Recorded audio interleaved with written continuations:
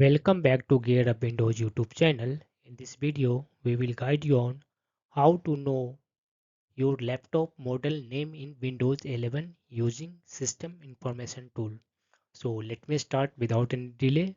First, click on this one Start button and type System Information.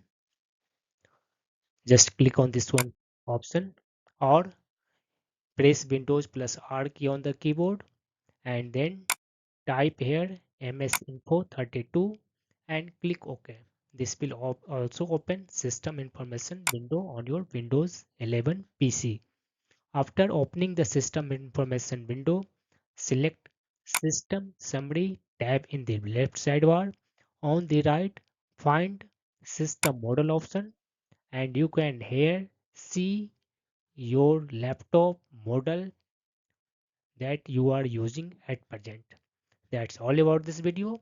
If you are new to our channel, kindly subscribe, Gear Up Windows, and if you have an old subscriber and you love this video, press thumbs up.